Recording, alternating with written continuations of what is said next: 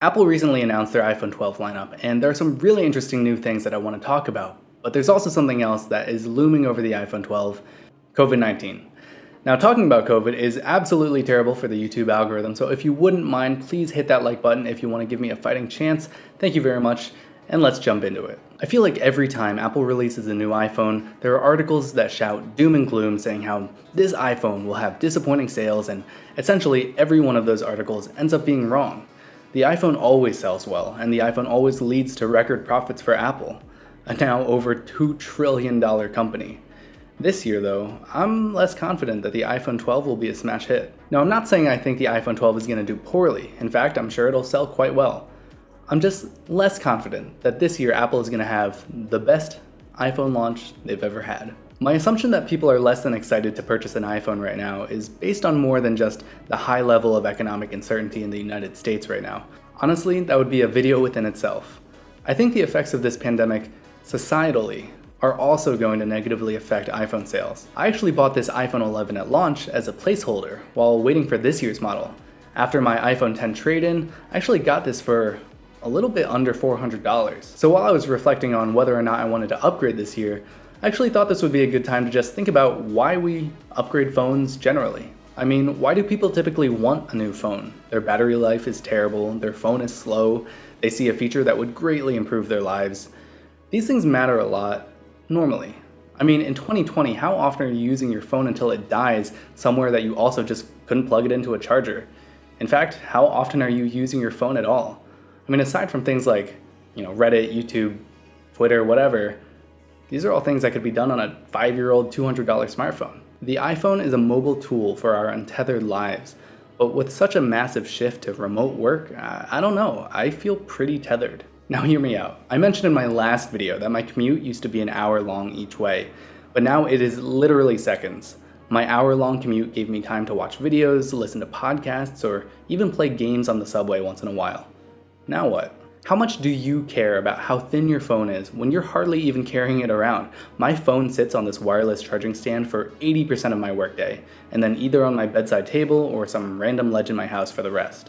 The screen improvements seem menial when I'm likely just steps away from a much larger screen and a better viewing experience. Also, things like improved brightness or even drop resistance matter a lot more if, I actually went outside with my phone regularly. Now when I do go on walks, it's to avoid my phone. There's no time that I'm trying to pass while I'm getting somewhere.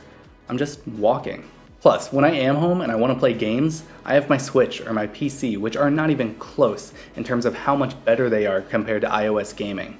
Same thing goes for watching movies or TV. I have a TV or a laptop, which once again, just don't compete. For speakers, I have Echoes around the house, or even just the MacBook speakers, which are pretty great. While in the high-speed day-to-day, I think I forgot that the phone's goal was to do all of the things that we could do at home, wherever you are, but worse.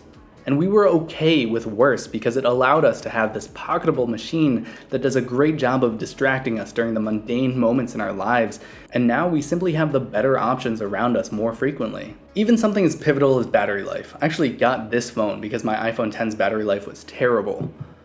That doesn't matter as much to me anymore. As I said, I put my phone on a wireless charger for 80% of my workday, and then if I go on a trip, I can just charge it in the car. Not to mention my annoyances with Face Unlock now that we wear masks all the time. So in my opinion, to get people to buy a new phone who are not already planning on it, Apple had to cater to that last thing, that last reason that I mentioned. They needed to add a feature that would greatly improve our lives.